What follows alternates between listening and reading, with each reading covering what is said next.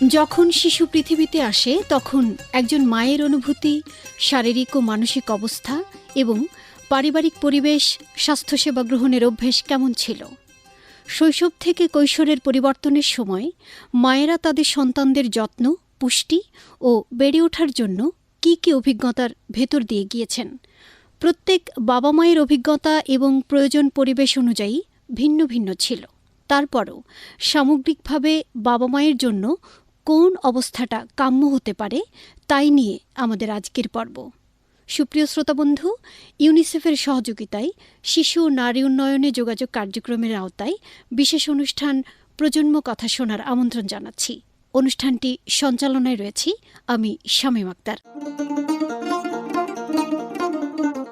প্রিয় শ্রোতাবন্ধু, আমাদের আজকের প্রজন্ম কথা অনুষ্ঠানে কিছু অভিভাবক রয়েছেন আমাদের স্টুডিওতে এবং আজকের বিষয় নিয়ে যে প্রশ্নোত্তর পর্ব রয়েছে সেটির জন্য যে বিশেষজ্ঞ ডাক্তার আমাদের সাথে রয়েছেন তিনি হচ্ছেন doctor Sabrina Noor, gynae specialist, medical officer, Ukhia স্বাস্থ্য কমপ্লেক্স, কক্সবাজার।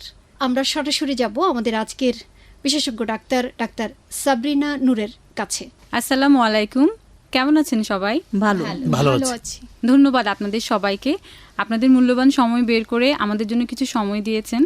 আজকে আমরা এখানে কিছু গুরুত্বপূর্ণ আলাপ করব যা আমাদের নিজেদের সাথে সাথে আমাদের সবার জন্যই কিছু না কিছু উপকারী তথ্য নিয়ে আসবে। আজকে এখানে আমাদের স্টুডিওতে মা এবং বাবা উপস্থিত আছেন। আমরা ওনাদের সাথে একটু কথাবার্তা বলবো এবং ওনাদের সাথে কথার মাধ্যমেই আমরা কিছু সমস্যা এবং তার সমাধান তুলে ধরার চেষ্টা করব। প্রথম প্রশ্ন করছি আপা আপনাকে, আপনি যখন প্রথমবারের মতন মা হলেন, মানে শিশু যখন প্রথম আপনার মাতৃগর্ভে ছিল, তখন আপনি কোনো ধরনের কি স্বাস্থ্যসেবা নিয়েছিলেন? আরেকটা প্রশ্ন হচ্ছে, স্বাস্থ্যসেবা নিতে গিয়ে আপনি কি কোনো ধরনের সমস্যার সম্মুখীন হয়েছিলেন কিনা? জি, নিয়েছিলাম। আমি যখন প্রথম মা হই তখন আমি বুঝতে পারিনি আমার শারীরিক অবনতি, আমার বমি আর মাথা ঘোরানো এগুলো যখন চলছিল তখন শারীরিক অবনতি যখন হচ্ছিল আমি ডাক্তার শরণাপন্ন হই। আমাদের জেলা স্বাস্থ্য কমপ্লেক্সে আমরা যাই, সেখানে আমাকে ডাক্তার পরীক্ষা নিরীক্ষার পরে গর্ভবতী এটা নিশ্চিত করার পরে আমাকে একটা কার্ড দেন এবং সেখানে কিছু নিয়মকানুন আমাকে দেয়। আমি সেভাবে ওনার অবজারভেশনে ছিলাম। আমি যখন গর্ভবতী হয়েছি তখন প্রথম 4 মাসে আমার হঠাৎ করে গর্ভপাত হয়ে গেল। তখন আমি ভয়ে ডাক্তার শরণাপন্ন হলাম। তখন ডাক্তার আমাকে আলট্রাসোনোগ্রাফি দিয়েছিল। আলট্রাসোনোগ্রাফি করানোর পর ডাক্তার বলেছিল না, সব ওকে আছে, কোনো সমস্যা নেই। এরপর আমি নিয়মিত চেক আপ যেতাম। এই যে আমাদের স্বাস্থ্যসেবা, এটার আসলে মূল উদ্দেশ্য হচ্ছে এটাই, হ্যাঁ, আমাদের মায়েরা যেন নিয়মিতভাবে আমাদের কাছে আসে এবং আমরা যে পরামর্শগুলো দেই এই পরামর্শ অনুযায়ী যেন ওনারা চলে। আমাদের আলটিমেট গোল, মানে আমাদের মূল উদ্দেশ্য কিন্তু একটা সুস্থ শিশুকে পৃথিবীতে আনা। এখন আমি একটু বাবাদের কাছে যাই, বাবাদের কাছে শুনতে চাইবো যে একজন মা যখন গর্ভবতী হন তখন কিন্তু আমাদের বাবারা অনেক গুরুত্বপূর্ণ একটা ভূমিকা থাকেন। হ্যাঁ, আমি এখন বাবাদের কাছে জানতে চাইবো ওনাদের স্ত্রীদের এই সময়টাতে ওনারা কিভাবে ওনাদের স্ত্রীদের যত্ন নিয়েছিলেন বা ওনারা যে স্বাস্থ্যসেবা নিতে যেতেন তখন কীরকম সাহায্য করেছেন এবং প্রসবকালীন এবং তার পরবর্তী সময়ে স্ত্রীকে কিভাবে ওনারা সাহায্য করেছেন। আমার পরিবারে যখন প্রথম আমি বাবা হই বা আমার স্ত্রী মা হন তখন কিছু সমস্যা অ্যারাইজ হয়েছিল। সেটা হচ্ছে একটা ভ্রান্তিমূলক অনেকটা এরকম যে সে বলছিল আমি এই ক্লিনিকে যাব না, আমি ওই ক্লিনিকে যাব, কারণ এই ক্লিনিকে জোর করে সিজারিয়ান করা হয়। এই ধরনের একটা বিষয় নিয়ে আমি খুবই দ্বিধাতে পড়েছিলাম যে আমি আসলে কোথায় নিয়ে যাব। আমি খুবই ফ্রাস্ট্রেট হয়ে পড়েছিলাম যে আমার স্ত্রীকে কোথায় নেওয়া উচিত। পরবর্তীতে আমি সদর হাসপাতালে যোগাযোগ করার পরে যথারীতি আমার ওয়াইফকে নিয়ে যাই। আমি ওকে আত্মবিশ্বাসী করার চেষ্টা করি যে এটা সরকারি একটা হসপিটাল, আশা করি এখানে এই ধরনের বিষয় হবে না। তারপরে ওর মনে একটু মানসিক দুর্বলতা ছিল। তারপরে আমরা প্রথমে বললাম যে ওকে আশ্বস্ত করলাম, ঠিক আছে তুমি যেখানে বলেছো আমি ওখানে নিয়ে যাব। পরে যেহেতু এটা আমরা হসপিটালের পাশে অর্থাৎ সদর হসপিটালের পাশে থাকি তাই আমরা আগে এখানে যোগাযোগ করে দেখি। ওখানে গেলাম, যাওয়ার পরে স্বাভাবিকভাবে আমাদেরকে ডাক্তার পরামর্শ দিলেন যে কিছু পরীক্ষা নিরীক্ষা দিয়েছিল। আমরা পরীক্ষা নিরীক্ষা করার পরে একটা কার্ডও দিয়েছিল। এগুলা নিয়ে আমরা স্বাভাবিকভাবে বাসায় ফিরে আসি। ওই বাসায় ফিরে আসার পরেই মূলত বেশি সমস্যা তৈরি হয়েছিল। সেই বিষয়গুলো হচ্ছে সে খুবই ফ্রাস্ট্রেট ছিল যে সে এখানে করলে তার জোর করে তাকে সিজারিয়ান করা হবে এবং যখনই বিভিন্ন ধরনের ওষুধ দিচ্ছিল আলটিমেটলি তার ভিতরে একটা নেগেটিভ কাজ করছিল। আমি তখন খুবই ফ্রাস্ট্রেট হয়ে পড়েছিলাম। আমার প্রথম সন্তান, আমি অনেকটা আবেগঘন পরিবেশের মধ্য দিয়ে যাচ্ছিলাম যে এখন কি হবে। তো পরবর্তী সময়ে একবার, দুইবার, তৃতীয়বার ডাক্তার চেকআপিংয়ে গেল। যখন যাই তখন আস্তে আস্তে বিষয়গুলো স্বাভাবিক হয়ে আসে এবং মাঝখানে একবার তার হালকা ব্লিডিং হয়েছিল। এটা নিয়ে আমরা পুরো পরিবার সবাই একবার ফ্রাস্ট্রেট হয়ে পড়েছিলাম যে এটা কোনো সমস্যা কিনা। ওই রাতে আমরা কিন্তু আমাদের যিনি অ্যাসাইন ডাক্তার ছিলেন ওনার সাথে যোগাযোগ করি। উনি বলেছিল, একটা টেস্ট দিয়েছিল, বলেছিল এরকম হতে পারে, এটাতে ভয় পাওয়ার কিছু নাই। তখন আমরা মূলত স্বাভাবিক যে পরিস্থিতি ওইটা আমাদের ওখানে ফিরে আসি। এইটুকুই প্রবলেম ফেস করেছিলাম। ধন্যবাদ আপা। আপনাকে অসংখ্য ধন্যবাদ। আপনি খুব স্পর্শকাতর একটা বিষয় নিয়ে বললেন, সেটা হচ্ছে সিজারিয়ান সেকশন। হ্যাঁ, সিজারিয়ান সেকশনটা আসলে আমাদের, আমি জানি না কেন যেন আমাদের মধ্যে খুব ভয় কাজ করে। হ্যাঁ, যে একটা অপারেশনকে আমরা খুব ভয় পাই। স্বাভাবিক, যে কোনো অপারেশন শুনলেই তো কেমন যেন ভয় লাগে, তাই না? তবে যেটা সত্যি কথা, আমি ডাক্তার হিসেবে যেটা বলতে পারি সেটা হচ্ছে আমরা আসলে মানে কোনো কারণ ছাড়া, শিশু অথবা মা দুইজনেরই কোনো কারণ ছাড়া আসলে সিজারিয়ান সেকশন করতে চাই না। ঠিক আছে, কারণ এটা তো একটা অপারেটিভ প্রসিডিউর এবং এটা করার জন্য আমাদের কিন্তু অনেক আয়োজন লাগে। আমি একা কিন্তু করতে পারবো না, আমার একজন অ্যাসিস্ট্যান্ট লাগবে, অজ্ঞান করার জন্য একজন ডাক্তার লাগবে, আমার অনেকগুলো ইনস্ট্রুমেন্ট লাগবে, আমার একটা অপারেশন থিয়েটার লাগবে। মোট কথা হচ্ছে অনেক আয়োজন লাগবে। ঠিক আছে, আর আমরা কি সাত করে, আপনার কি মনে হয় যে সাত করে কেউ কারো পেট কেটে দিবে?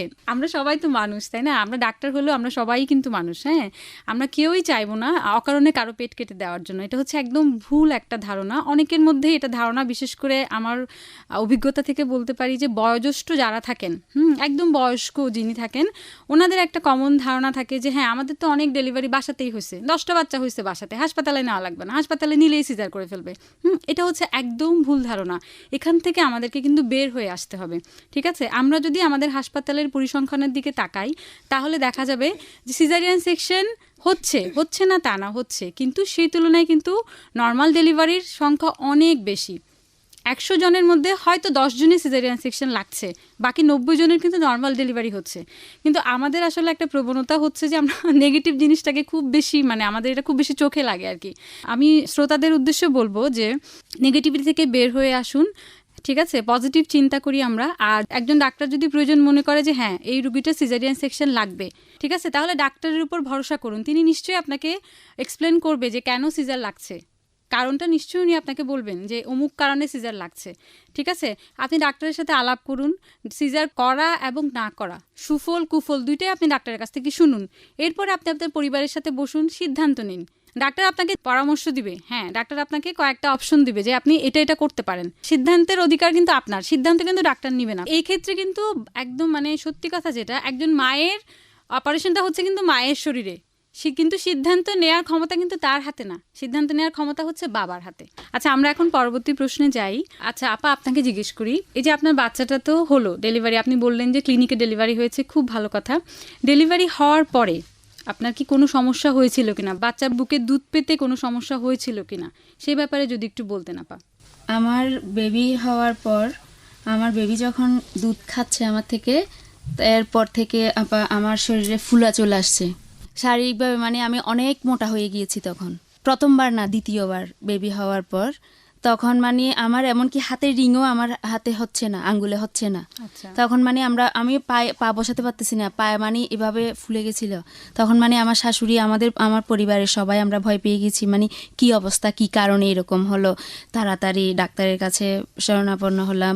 তারপর ডাক্তার বলল, মানে একটা গাইনি বিশেষজ্ঞের কাছে গেলাম আর কি। তখন উনি বলল যে মানে এটা বেবি যখন ব্রেস্ট ফিডিং করাবো তখন মানে আমার এই প্রবলেমটা হবে।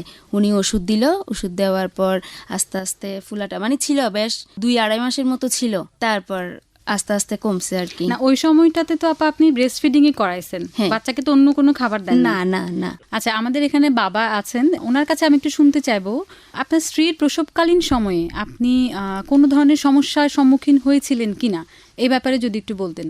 আমার স্ত্রী যখন গর্ভবতী ছিল তখন বেশ একটা সমস্যায় পড়ি। আমি দেখেছি আমাদের এরকম অনেকেই এই সমস্যাটা পড়েন। এটা হচ্ছে আমরা নির্দিষ্ট একটা ডাক্তারের পরামর্শে থাকি সবসময় এই সময়গুলিতে। যেটা আমি ফেস করেছিলাম, আমরা যার পরামর্শে ছিলাম উনি হজে চলে যান। যখন আমার ওয়াইফের তখন 7-8 মাস চলছিল আর কি এই সময়টার সময়। তো তখন আমরা সিঙ্গেল ফ্যামিলি, আমাদের পরামর্শ দেওয়ার জন্য তেমন কেউ ছিল না। তো এই সময় আমরা খুব সমস্যা ভুগি যে এখন আমরা কি করব, অন্য নতুন ডাক্তার কি ওষুধগুলো দিবেন। এবং আমরা এটাও দেখেছি অন্য নতুন ডাক্তারের কাছে গেলে তখন ওনারা তেমন একটা দেখতে চায় না, বলে এটা তো আমার রুগী না, আমি ওনার সিজার রুগীগুলো দেখতে চাই। তো এই সময় যদি সিজার করতে হয় কিংবা আরও কোনো জটিল অবস্থার সম্মুখীন হয়, আমাদের ভাগ্য ভালো, এরকম কঠিন বিষয়ে আমাদের যাওয়া লাগেনি। তো সব কিছু মিলিয়ে আমার মনে হচ্ছে আমার মতন সচেতন হওয়ার পরেও আমরা এত সমস্যার সম্মুখীন হয়েছি, এটা সম্ভবত অন্যদের জন্য অনেক কঠিন একটা ব্যাপার। তো আমি আমার ডক্টর ম্যামকে প্রশ্ন করতে চাই যে এই সময়গুলিতে যদি এরকম সমস্যা পড়ি আমরা কেউ, তাহলে কি করা যেতে পারে, এটা সমাধানটা কী হবে? আচ্ছা, ধন্যবাদ আপনাকে। হ্যাঁ, এটা আসলে হয়। হ্যাঁ, আমরা যাকে দেখাই 9 মাস ধরে, হয়তো কোনো কারণে ওই ডাক্তার ওই সময়ে নাই, এটা হতে পারে উনি হজে গেছেন বা ওনার কোনো কাজে উনি কোথাও গেছেন, দূরে গেছেন, ডাক্তারদের সেমিনার থাকে, কনফারেন্স থাকে, হয়তো উনি দেশের বাইরে আছেন, এমনটা হতেই পারে। ঠিক আছে, সেক্ষেত্রে আসলে সমাধান কিন্তু খুব সহজ। সমাধান হচ্ছে আমি অন্য কোনো ডাক্তারকে দেখাবো। গাইনোকোলজিস্ট তো আমাদের শহরে আরও অনেকেই আছেন। আমি সরকারি হাসপাতালে দেখাতে পারি, সেখানে তো 24 ঘন্টা সেবা আছেই। ঠিক আছে, তবে একটা ব্যাপার কি, মানে আমাদের ডাক্তারের উপর বিশ্বাসটা রাখতে হবে যে ওই ডাক্তারকে আমি 9 মাস দেখিয়েছি বলেই উনি আমার জন্য সঠিক সিদ্ধান্ত নেবেন, আমি এখন নতুন করে যাকে দেখাবো তিনি আমাকে হয়তো ভুল সিদ্ধান্ত দিবেন, এই ধারণা থেকে আমাদেরকে একটু সরে আসতে হবে। আমার মনে হয় আমরা যদি ডাক্তারদের উপর বিশ্বাস রাখতে পারি তাহলে আমরা অনেক সমস্যা থেকে খুব সহজেই সমাধান পেতে পারবো। আচ্ছা, এখন আমি আপার কাছে একটু জানতে চাইবো, এই যে আপনি বললেন 6 মাস পর্যন্ত বাচ্চাকে শুধু বুকের দুধ খাইয়েছেন, 6 মাস পর থেকে খিচুড়ি খাইয়েছেন, আপনার কি মনে হয় বুকের দুধই কি আপনার বাচ্চার পুষ্টির জন্য যথেষ্ট ছিল, নাকি অন্য কিছু খাওয়ালে বাচ্চার জন্য ভালো হতো? আমি আসলে একটু ডিটেলস জানতে চাচ্ছি যে আমরা তো বলি, ডাক্তাররা বলি যে 6 মাস পর্যন্ত শুধু বুকের দুধ খাওয়ান, যে বুকের দুধ খাওয়ালে ভালো হতো, আপনাদের কি মনে হয় এ ব্যাপারে যদি একটু বলতেন। আমার দুধ নামতে প্রায় 15 দিন পর্যন্ত সময় লেগেছিল। তখন আমার শাশুড়ি আমাকে পরামর্শ দিয়েছিল প্রচুর পরিমাণ লাউ খেতে। এটা করার পরে যখন আমার ব্রেস্ট ফিডিংয়ে পর্যাপ্ত ছিল না, আমি তখন ডাক্তারের কাছে যাই। ডাক্তার আমাকে একটা দুধের নাম লিখে দিয়েছিল, যেটা আমি খেয়েছি, পরবর্তীতে ওইটা থেকে বাচ্চার দুধটা নির্গত হতো। ওভাবে আমি ওটা রিকভার করার চেষ্টা করেছিলাম। তার মানে আপনার ধারণা বাচ্চাকে শুধুমাত্র মায়ের বুকের দুধই খাওয়ানো উচিত, তাই তো? ধন্যবাদ আপা। জি হ্যাঁ, এটাই জানতে চাচ্ছিলাম। আচ্ছা, এবার একটু বাবাদের ভূমিকার কথা জানতে চাই, যে একজন মা বাচ্চাকে ব্রেস্ট ফিডিং করাবে, বাচ্চার যত্ন নিবে, এটুকুর জন্য আমাদের বাবারা কি ভূমিকা পালন করতে পারে? আসলে নিজের পরিবার থেকে যে অভিজ্ঞতাটুকু হয়েছে সেটাই আমি শেয়ার করছি। আমরা যৌথ পরিবার, সব মিলিয়ে আমরা ওখানে 3টা পরিবার, আমার বাবা এক পরিবার, আমরা এক পরিবার, আমার ছোটো ভাই এক পরিবার। প্রথম দিকে আমরা একসাথে ছিলাম। তো ওখানে দেখেছি যখন সে দুধ খাওয়ার টাইমটা আসতো তখন সে মোটামুটি সময় বের করে নিতে পারতো। মানে আমার ছোটো ভাইয়ের ওয়াইফকে বলতো যে তুমি এই কাজটা করো, মানে কাজটা হস্তান্তর করে এটা পারতো। বিভিন্ন কারণে, আমার প্রফেশনের কারণে আমরা আলাদা আসি, আর একটু দূরে আমরা একক পরিবারে থাকি। তখন কিন্তু আমরা মানে খুব বেশি বেকায়দায় পড়েছিলাম। আমার ওয়াইফ ঠিকমতো ওকে খাওয়ানো, রান্নাবান্না এগুলো আর ম্যানেজ করা খুব কঠিন হয়ে পড়েছিল। পরবর্তী সময়ে আমি যে প্রফেশনে জব করতাম ওখান থেকে আমাকে ছুটি নিতে হয়েছিল, এবং ছুটি নিয়ে আমি তখন ওই সময় আমি ওকে কখনোই ভারী জিনিসপত্র ওঠাতে দিতাম না। রান্নাবান্নার সময় আমি ওকে বলেছি যদি রান্না করা যায় করব, না হলে আমরা বাইরে থেকে কিনে খাবো, অন্যথায় আমি যতটুকু রান্না করতে পারি, যা পারি সেটা দিয়ে আমাদের ফ্যামিলি চলবে। এইভাবে আমরা চলেছি। আমাদের যে প্রতিবেশী যারা আছে তাদের সাথে আমাদের সুসম্পর্ক ছিল, আমরা সুসম্পর্ক তৈরিও করেছি। সেই সুসম্পর্কের পরিপ্রেক্ষিতে পাশের বাসা থেকে 9ম-10ম শ্রেণীর এক শিক্ষার্থী আমাদের বাসায় আসতো। এসে যখন ও বাবুকে খাওয়াতে হবে, বাবুকে একটু স্নান করাতে হবে বা গোসল করাতে হবে, তখন কিন্তু সে ডাক দিয়েই আমার সেই শিক্ষার্থীকে পেত, এবং সেভাবেই মূলত আমি আমার শিক্ষার্থী এভাবেই আমরা আমার ওয়াইফকে সহযোগিতা করেছি। এখন আমার বাবুর বয়স 4-5 মাস হচ্ছে। এখন আমরা দুজনেই আমরা সবাই ভালো আছি। আপনাকে অসংখ্য ধন্যবাদ। আপনার কথার মাধ্যমে বোঝা গেল যে আপনি আপনার স্ত্রীকে সহযোগিতা করার জন্য যথেষ্ট চেষ্টা করেছেন, সেই পরিবেশ তৈরি করার চেষ্টা করে দিয়েছেন, যেটা হচ্ছে সবচেয়ে গুরুত্বপূর্ণ, যে একটা পরিবেশ তৈরি করে দেয়া মাকে, যেন মা তার সন্তানের সাথে অতটুকু সময় কাটাতে পারে যতটুকু তাকে দেওয়া দরকার। অনেক ধন্যবাদ ভাই আপনাকে। এখন আমি একটু জানতে চাইবো আপনাদের কাছে, বাচ্চা হওয়ার পর বাচ্চাকে টিকা আপনারা কখন থেকে শুরু করেছেন বা কতদিন দিয়েছেন, সে সম্পর্কে আপনারা কোনো নির্দেশনা পেয়েছেন কিনা হাসপাতাল থেকে, এ ব্যাপারে যদি একটু বলতেন। জন্মের পরদিন তো হাসপাতালে একটা টিকা দিয়েছিল, আচ্ছা, তারপর ওখানে তো কার্ড করে দিয়েছে, ওই কার্ড বরাবর লেখা ছিল পরবর্তী টিকার ডেট, ওই বরাবর গিয়ে আমরা হাসপাতালে টিকা দিয়ে এনেছি বাচ্চাকে। খুব ভালো। তাহলে হচ্ছে সবারই তো একই মতামত, তাই না? যে হ্যাঁ, জন্মের পরপরই আপনাদেরকে টিকার ব্যাপারে হাসপাতাল থেকেই বলে দেওয়া হয়েছে হ্যাঁ। এবং সেই অনুযায়ী আপনারা টিকা দিয়েছেন। হ্যাঁ। খুব ভালো। আচ্ছা, মায়েদের মতামত তো শুনলাম, এবার টিকার ব্যাপারে একটু বাবারা কি বলেন একটু শুনি আমরা। ধন্যবাদ ম্যাম। আমি একটা বিষয় আসলে জানতে চাচ্ছি, সেটি হচ্ছে যখন টিকা কার্ড দেয়া হয় তখন ধরেন 10 তারিখ দেয়া হলো, কিন্তু আমরা ব্যস্ততার কারণে যদি ভুলে গিয়ে এটা 15-20 তারিখ হয়, এই ক্ষেত্রে আমরা খুবই হতাশ হয়ে পড়ে যে এমন তো ভুল করলাম মনে হয়। তো এই ক্ষেত্রে যদি ম্যাম আপনি আমাদের একটু সাজেশন করতেন। ধন্যবাদ আপনাকে, খুবই গুরুত্বপূর্ণ প্রশ্ন। হতেই পারে ধরেন 10 তারিখে আপনার টিকার কার্ডে দেওয়া, 10 তারিখে একটা সরকারি ছুটির দিন পড়ে গেল, একটা শুক্রবার পড়ে গেল, সেক্ষেত্রে আমরা কি করব? সেক্ষেত্রে আমরা 11 তারিখে যাব, ঠিক আছে, কিন্তু টিকা মিস দেওয়া যাবে না। আপনি 1 দিন 2 দিন দেরি করতে পারেন, কিন্তু তার মানে এই না যে আপনি ওই ডোজটা মিস করবেন, সেটা আপনাকে অবশ্যই দিতে হবে এবং সেটা আপনাকে ওভাবে জানাতে হবে, তাহলে পরবর্তী ডেটটা ওনারা ওভাবেই অ্যাডজাস্ট করে দিবে আপনাকে। এখন আমরা একটু জানবো, এখন বাচ্চা তো টিকাও নিয়ে নিল, বাচ্চা একটু বড় হয়ে গেল, ঠিক আছে, এখন আমরা জানবো যে একটা বাচ্চা সবচাইতে গুরুত্বপূর্ণ সময় আমার মনে হয় এই বয়সন্ধিকালীন সময়টা, কৈশোরের সময়টা, শৈশব থেকে এই যে কৈশোরে যাচ্ছে একটা বাচ্চা, বাবা মায়ের যত্নে বেড়ে উঠছে, হ্যাঁ, এই সময়ে সঠিক পুষ্টির জন্য আমাদের আসলে কি করা উচিত, মায়েরা কি মনে করেন? বাচ্চাকে খাওয়ানো ঠিক মতো, এখন তো বাচ্চাকে ঠিক মতো খাবার খাওয়াতে অনেক কষ্ট হয়ে যায়।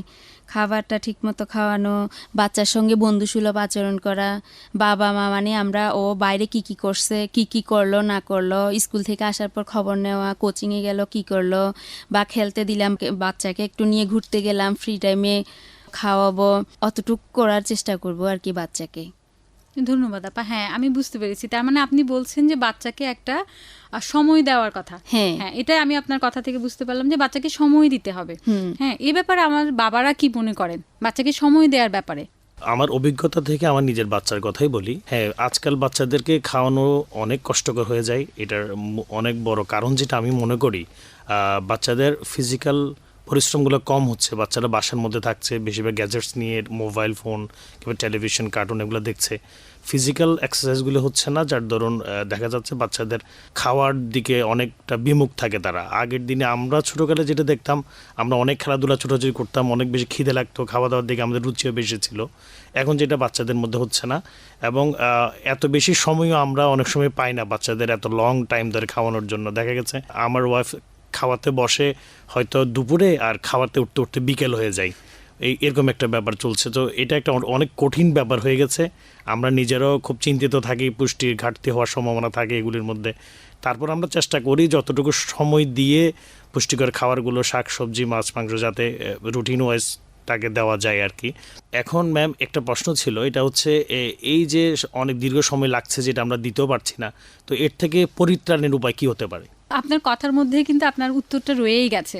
যেমন আপনি বলে দিয়েছেন যে আমরা এক সময় ছিল যখন আমরা অনেক দৌড়াদৌড়ি করতাম, ছুটাছুটি করতাম, খেলাধুলা করতাম, আমাদের খিদে লাগতো, আমাদেরকে কিন্তু খাবার নিয়ে সাদাসাদি করতে হতো না, আমরা নিজে থেকেই খাবার খেতাম, খাবারের প্রতি একটা আগ্রহ ছিল। কিন্তু আমাদের সন্তানদের ক্ষেত্রে যেটা হচ্ছে, খিদে লাগার আগেই আমরা ওদের খাবার নিয়ে সাদাসাদি করছি।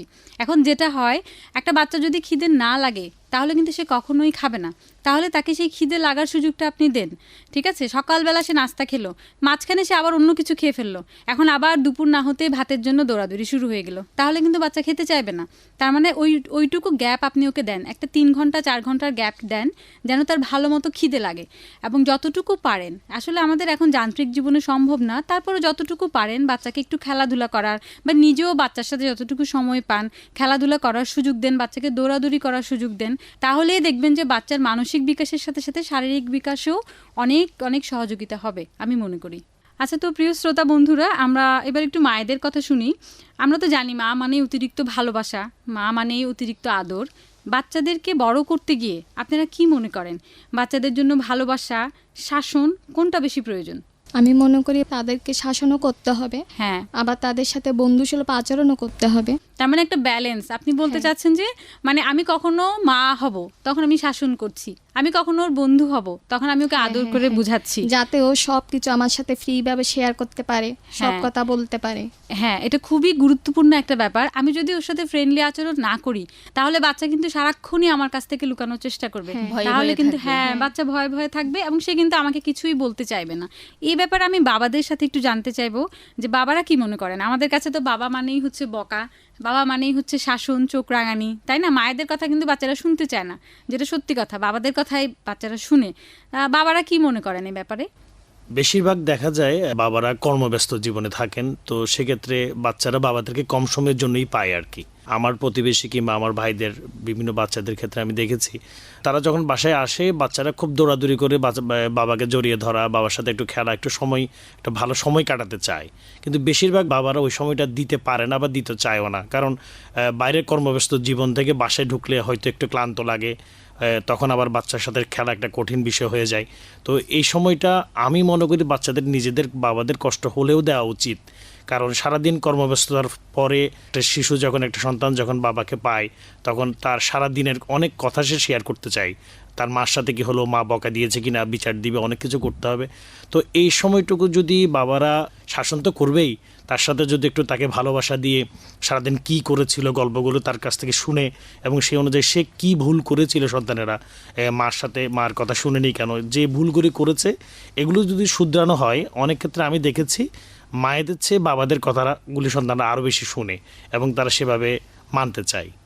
আসলে সত্যিই তাই। আচ্ছা, আমি আরেকজন মায়ের কাছ থেকে একটু শুনতে চাইবো যে বাবা মায়ের মধ্যকার সম্পর্ক একজন শিশুর মানসিক বিকাশে কতটুকু ভূমিকা রাখে বলে আপনি মনে করেন? একটা শিশু ছোট থেকে তার পরিবারে বড় হয়। বাবা কিভাবে মাকে সম্মান প্রদর্শন করতেছে বা মা কিভাবে তার বাবাকে সম্মান প্রদর্শন করতেছে, বা তার দাদা দাদি কে কার সাথে কীরকম সম্পর্ক, কীরকম আচরণ করতেছে, ওইটা দেখেই ওই শিশু মানে অন্য আরেকজন বয়োজ্যেষ্ঠ মানুষকে বা বয়স্ক কাউকে ওই সম্মান দেওয়াটা শিখতে সক্ষম হবে। এবার আমরা একজন বাবার কাছে জানতে চাইবো, একটা শিশুর মানসিক বিকাশের জন্য একটা পরিবারে আসলে কী রকমের পরিবেশ থাকা দরকার বলে আপনি মনে করেন? অনেক সময় পরিবারের মধ্যে শুনি যে এই ছেলেটা তার মার মতো হয়েছে, তার বাবার মতো হয়েছে, এমনটা আমরা শুনি। এখান থেকে কিন্তু আমরা বুঝতে পারি একটা শিশু যখন একটা পরিবারের মধ্য দিয়ে বেড়ে ওঠে, তখন তার আচরণ, তার মেধা বিকাশ, তার শারীরিক এবং মননটা ওই পরিবারের আত্মীয় স্বজন যারা থাকেন তাদের মধ্য দিয়েই বেড়ে ওঠে। তো সেই জন্য আমাদের সকলের উচিত যে আমি আমার সন্তানের মধ্যে যেই ধরনের আচরণ গড়ে তুলতে চাই, আমাদের পরস্পরের মধ্যে অর্থাৎ স্বামী স্ত্রীর মধ্যে, দাদা দাদির মধ্যে, নানা নানির মধ্যে সেই ধরনের আচরণটাই প্রতিফলন ঘটানো দরকার। তাহলে কিন্তু আমার শিশুটা আমি যেমনটা করে তার কাছ থেকে আচরণটা আশা করি, তেমনটা আচরণ আমরা তার কাছ থেকে পাবো। আসলেই তাই। শিশুরা হচ্ছে আসলে আমাদের প্রতিচ্ছবির মতন। আমরা ওদের সামনে এখন যা করব সেটাই আমরা পরবর্তীতে ওদের কাছ থেকে ফিরে পাবো। হ্যাঁ, সেটাই আপনি বলতে চাইলেন। খুব ধন্যবাদ আপনাকে। প্রিয় শ্রোতা বন্ধু, আমরা আলোচনার একেবারে শেষ প্রান্তে এসে আজকের আলোচনার পরিপ্রেক্ষিতে আমরা সম্মানিত ডাক্তার সাবরিনা নূরের কাছে কিছু পরামর্শ চাইব। আসলে এই এতক্ষণের আলোচনায় কিন্তু সব সমস্যা এবং সমাধান আমরা অলরেডি আলোচনা করেই ফেলেছি। তারপর আমি ছোট ছোট করে যদি কিছু বলি, তাহলে বলি যে আমাদের মায়েদের কথা বলি। যখনই আপনি জানবেন যে আপনি প্রেগনেন্ট, আপনি গর্ভবতী, তখনই আপনার প্রথম দায়িত্ব হবে কি বলেন তো? প্রথম দায়িত্ব হবে ডাক্তারের কাছে যাওয়া। ঠিক আছে, ডাক্তারই আপনাকে ঠিক করে দিবে এর পরবর্তীতে আপনি কখন আসবেন। আমাদের সরকারি হাসপাতালগুলোতে কার্ড আছে, কার্ডেই কিন্তু লেখা থাকে পরবর্তীতে তুমি কখন আসবেন। তার মানে এই না যে এর মাঝখানে যদি আপনার সমস্যা হয় তাহলে আপনি ডাক্তারের কাছে যাবেন না, তা কিন্তু না। সমস্যা হলে যে কোনো সময় চলে যাবেন। আর যদি সমস্যা না হয় তাহলে আমরা বলি পুরো প্রেগনেন্সিতে অন্তত পক্ষে 4 বার, এটা হচ্ছে নিম্নতম 4 বার যেন আমরা ডাক্তারের কাছে যাই, এবং ওখানে কিছু পরীক্ষা নিরীক্ষা দেওয়া হয়, কিছু ওষুধপত্র খেতে দেওয়া হয়, সেই অনুযায়ী যেন আমরা ওষুধপত্রগুলো খাই, পরীক্ষাগুলো করে রিপোর্টগুলো ডাক্তারকে দেখাই, এবং উনি যে পরামর্শগুলো দেন যে পুষ্টিকর খাবার খাবে, প্রয়োজনের তুলনায় একটু বেশি খাবে, বিশ্রাম নিতে হবে, রাতে 8 ঘন্টা, দুপুরে 2 ঘন্টা, মোট 10 ঘন্টা ওনাকে কিন্তু অবশ্যই শুয়ে থাকতে হবে। অনেক সময় আমাদের রোগীরা বলে যে আমাদের ঘুম আসে না। হ্যাঁ, ঘুম না আসতেই পারে, কিন্তু আপনাকে শুয়ে থাকতে হবে। আপনি যে শুয়ে থাকছেন সেটাতে কি হবে, আপনার কিন্তু বাচ্চার গ্রোথটা বাড়বে। ঠিক আছে, বাচ্চার আপনার বিকাশের জন্য কিন্তু আপনার এই বিশ্রামটা খুবই গুরুত্বপূর্ণ, এবং এক্ষেত্রে পরিবারের অন্যান্য সদস্যদেরকেও এগিয়ে আসতে হবে। মাকে পরিমিত বিশ্রামের, পুষ্টিকর খাবারের কিন্তু সুযোগ করে দিতে হবে বাবা এবং পরিবারের অন্য সবার। ঠিক আছে, এরপরে আসবে ডেলিভারির ব্যাপারটা। অবশ্যই আমরা ডেলিভারি হাসপাতালে করাবো, ঠিক আছে? কোনোভাবে বাসায় ডেলিভারি করানো যাবে না। আপনার নিকটস্থ হাসপাতালে আপনি ডেলিভারি করাবেন, সেজন্য আপনি আগে থেকেই একটা প্রিপারেশন নিয়ে রাখবেন, কিছু টাকা পয়সা, কাপড় চোপড়। ডেলিভারি ডেটের আগেই কিন্তু আপনাকে একটা মানসিক প্রস্তুতি, সাথে আর্থিক, এবং আপনি কিভাবে যাবেন। রাত 2টা বাজে আপনার ডেলিভারির ব্যথা উঠলো, তখন আপনি কিভাবে যাবেন? তার মানে ট্রান্সপোর্টের ব্যবস্থাটাও কিন্তু আপনার মাথায় রাখতে হবে, ঠিক আছে? ডেলিভারির পরবর্তী কাজ কি? বাচ্চাকে ব্রেস্ট ফিডিং, বাচ্চাকে মায়ের দুধ খাওয়ার ব্যাপারটা। আধা ঘন্টা থেকে 1 ঘন্টার মধ্যেই কিন্তু বাচ্চাকে মায়ের বুকে দিতে হবে, এবং প্রথম খাবার হবে মায়ের বুকের দুধ। আমাদের সমাজে একটা প্রচলিত ব্যাপার হচ্ছে কি, বাচ্চা হওয়ার সাথে সাথে বাচ্চাকে মধু দেয়। এটা হচ্ছে খুবই একটা ভুল ধারণা। মধু, মিষ্টির পানি কিচ্ছু দেওয়া যাবে না। বাচ্চাকে আপনি সর্বপ্রথম যে খাবার দিবেন সেটা হচ্ছে মায়ের বুকের দুধ, ঠিক আছে? এবং বাচ্চার বয়স 6 মাস পর্যন্ত এই মায়ের বুকের দুধই কিন্তু এনাফ, ঠিক আছে? যেই পুষ্টি দরকার সেটা মায়ের বুকের দুধের মাধ্যমেই কিন্তু বাচ্চা পাবে। এবং প্রথম 2-3 দিন একটু সমস্যা হয়, অনেক মায়েরাই আমাদের কাছে অভিযোগ করে যে বাচ্চা দুধ পাচ্ছে না। প্রথম 2-3 দিন যে দুধটা আসে সেটা শাল দুধ, সেটা অনেক ঘন থাকে, তার মানে পুষ্টিগুণ থাকে অনেক বেশি। সেই দুধ যদি 2-3 ফোঁটাও বাচ্চার পেটে যায় তাহলে সেটাই কিন্তু বাচ্চার জন্য যথেষ্ট। আপনি কিভাবে বুঝবেন বাচ্চা দুধ পাচ্ছে কিনা? বাচ্চা প্রস্রাব করছে কিনা? বাচ্চা দিনে 6 বার প্রস্রাব করছে, বাচ্চা 1 বার পায়খানা করছে, 2 বার পায়খানা করছে, তার মানে এনাফ, বাচ্চা পরিমিত দুধ পাচ্ছে, ঠিক আছে? তাহলে বাচ্চাকে 6 মাস পর্যন্ত আমরা শুধুমাত্র মায়ের বুকের দুধ খাওয়াবো। 6 মাসের পর থেকে বাচ্চাকে আমি যা খাচ্ছি, আপনি যা খাচ্ছেন স্বাভাবিক খাবারই দেন। এরপরে গেলে বাচ্চার টিকার ব্যাপারটা, সেটা আমার আপারা খুব সুন্দর করে বলেছেন যে ডেলিভারির পরপরই ওনাদেরকে টিকার ব্যাপারে ব্রিফিং করা হয়েছে। টিকার কার্ড দেয়া থাকে, ওখানে কিন্তু ডেট লেখা থাকে যে নেক্সট আপনি কখন যাবেন। একদম শেষে চলে এসেছি আমরা, একটা খুব গুরুত্বপূর্ণ বিষয় দিয়ে শেষ করছি। সেটা হচ্ছে একটা শিশু যখন বয়সন্ধিকালীন সময়টাতে, হ্যাঁ, আমরা সবাই জানি, আমাদের ছেলে মেয়ে, মা, আমাদের ছোট ভাই বোনদেরকে আমরা দেখেছি যে এই সময়টাতে কিন্তু একটা খুব ক্রুশিয়াল পিরিয়ডের মধ্যে দিয়ে যায়। একটা মেয়ে যেমন যায় তেমনি কিন্তু একটা ছেলেও যায়। তাদের শরীরে নানান ধরনের পরিবর্তন আসে, যেটার জন্য ওরা খুবই লজ্জিত হয়, শঙ্কিত হয়, ভীত হয়, ঠিক আছে? তাহলে আমাদের পরিবারেরই কিন্তু দায়িত্ব ওকে কমফোর্ট জোনটা দেওয়া। একজন মা তার মেয়েকে বুঝাবে যে তোমার এই পরিবর্তনগুলো আসবে, এটাই হচ্ছে স্বাভাবিক, ঠিক আছে? আর একজন বাবা তার ছেলেকে সে সাপোর্টটা দিবে যে এই পরিবর্তনের মধ্যে দিয়ে আমিও গিয়েছি, এই পরিবর্তনের মধ্যে দিয়ে তুমিও যাচ্ছ, এটাই হচ্ছে স্বাভাবিক। স্বাভাবিকভাবে যদি যখন সে এটা মেনে নিবে তখন দেখবেন তার জন্য সব কিছু অনেক সহজ হয়ে যাবে। সর্বোপরি মোট কথা হচ্ছে একটা পরিবার, একটা দেশ, একটা জাতি, ঠিক আছে? শুরু হবে কিন্তু আমার আর আপনার মধ্য দিয়েই। আমি আর আপনি যখন সচেতন হব তখনই আমরা সার্বিকভাবে আমাদের দেশের উন্নতি করতে পারবো। অনেক ধন্যবাদ ডাক্তার সাবরিনা নূর, প্রজন্ম কথার আলোচনা পর্বে যে আজকে সুন্দর একটি আলোচনায় অংশগ্রহণ করেছেন, এবং সেই আলোচনা থেকে অনেকগুলো তথ্যবহুল বিষয় আমরা উঠে নিয়ে এসে যে শ্রোতাদের কাছে পৌঁছতে পেরেছি। সেজন্য আমাদের আজকের যে অভিভাবকরা আমাদের স্টুডিওতে এসেছেন আপনাদেরকেও অসংখ্য ধন্যবাদ। একজন সুস্থ মাই একটি সুস্থ শিশুর জন্ম দিতে পারে। একটি সুস্থ শিশু মানেই একটি সুস্থ জাতি। শিশু যখন স্বাভাবিক যত্নে শারীরিকভাবে শিশু শৈশব এবং কৈশোর জীবনে পদার্পণ করে, তার মানসিকভাবেও সঠিকভাবে বেড়ে ওঠার ক্ষেত্রে বাবা মা সহ পরিবারের সকলের গুরুত্বপূর্ণ দায়িত্ব পালন করা উচিত। আমরা সেই বিষয়টি আমাদের আজকের প্রজন্ম কথার আলোচনার পর্ব থেকে বেরিয়ে আসতে সক্ষম হয়েছে আশা করছি। প্রিয় শ্রোতা বন্ধু, ইউনিসেফের সহযোগিতায় শিশু ও নারী উন্নয়নে যোগাযোগ কার্যক্রমের আওতায় বিশেষ অনুষ্ঠান প্রজন্ম কথা এখানে শেষ করছি। সবাইকে ধন্যবাদ।